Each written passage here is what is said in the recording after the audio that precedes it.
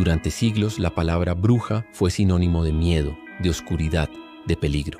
Nos contaron historias sobre calderos hirvientes y pactos siniestros, pero antes de que la historia fuera escrita con el humo de las hogueras, esa misma palabra era sinónimo de sabiduría. Ellas conocían los secretos de la tierra, los ciclos de la luna, el lenguaje del cuerpo y los misterios del alma. Su poder no provenía de la oscuridad, sino de una profunda y vibrante conexión con la vida misma. Suscríbete a Entre Genios y Secretos, porque hoy vamos a desempolvar los libros prohibidos y a revelar el verdadero y luminoso legado de las brujas. Mucho antes de los juicios y las persecuciones que mancharon la historia, las mujeres que más tarde serían llamadas brujas eran las sanadoras de sus comunidades, las guardianas del conocimiento ancestral. Eran las que sabían cuándo sembrar para que la cosecha fuera abundante, qué hierba podía calmar un dolor de estómago o aliviar una fiebre, y qué fase de la luna era la más propicia para el descanso y la reflexión. Este conocimiento no se guardaba en grandes bibliotecas ni en templos de piedra. Se transmitía de generación en generación, en susurros junto al fuego, en canciones entonadas bajo las estrellas, en la práctica diaria de cuidar, sanar y nutrir. Eran, en esencia, las primeras científicas del alma, observadoras minuciosas del cielo, de la tierra y de la naturaleza humana. Veían el universo no como algo separado, sino como un gran cuerpo interconectado del que formaban parte. Para ellas cada planta tenía un espíritu, una energía, una intención. Cada aroma era una llave capaz de abrir puertas en la mente y en el corazón. La lavanda no solo olía bien, sino que tenía el poder de calmar un corazón agitado por la ansiedad. El romero no solo perfumaba una habitación, sino que purificaba el aire y la energía del espacio. La salvia, quemada en un ritual sencillo, protegía el hogar de influencias negativas. Esto no eran meras supersticiones como la historia quiso hacernos creer. Eran formas profundas y sofisticadas de entender la energía vital que fluye a través de todo lo que existe. Piénsalo por un momento. ¿Y si esa herbolaria antigua era en realidad una ciencia perdida?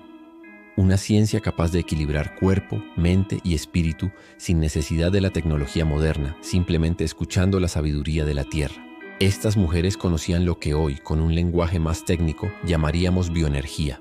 Entendían que cada elemento de la naturaleza, el agua que fluye, el fuego que transforma, el aire que respiramos y la tierra que nos sostiene, tenía un eco, una correspondencia directa dentro del alma humana.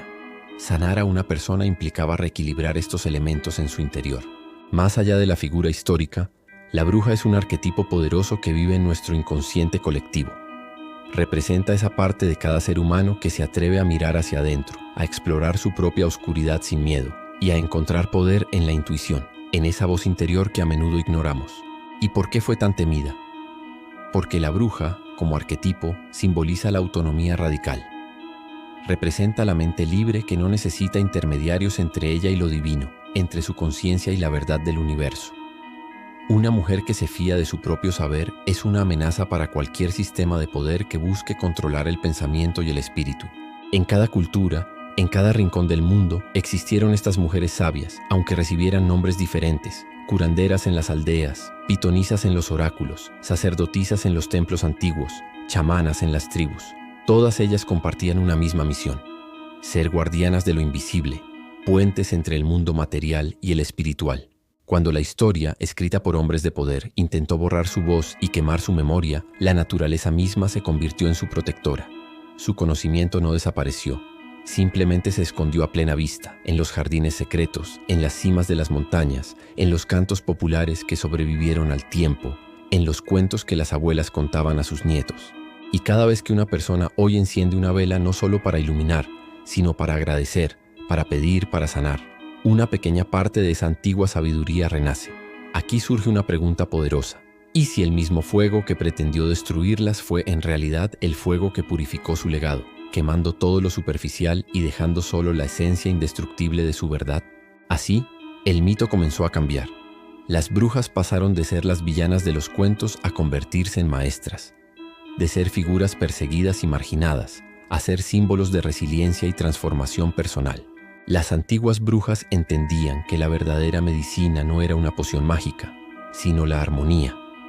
Curaban con palabras de aliento, con rituales que devolvían el sentido, con el poder del silencio y la escucha atenta. Sabían que la enfermedad no solo vive en el cuerpo físico, a menudo sus raíces se hunden en la mente, en el alma herida o en un entorno desequilibrado. Hoy, la ciencia más avanzada, paradójicamente, empieza a reencontrarse con ese conocimiento milenario. La meditación que calma el sistema nervioso. La herbolaria, que ofrece remedios naturales con principios activos que ahora validamos en laboratorios. El respeto por los ciclos naturales del cuerpo y del planeta. Lo que antes se desestimaba como hechicería, ahora lo llamamos bienestar integral. La ciencia está poco a poco dándole la razón a las brujas. Y hablemos de sus conjuros. Olvida la imagen de maldiciones y maleficios. En su mayoría, sus conjuros no eran otra cosa que afirmaciones poderosas, intenciones claras, oraciones personales cargadas de fe. El poder de la palabra para ellas radicaba en su vibración. Entendían que nombrar algo era traerlo a la existencia. Decir sanar, amar, perdonar, no era solo un deseo, era un acto de creación. Una forma de magia sonora que moldeaba la realidad. Piénsalo de esta manera.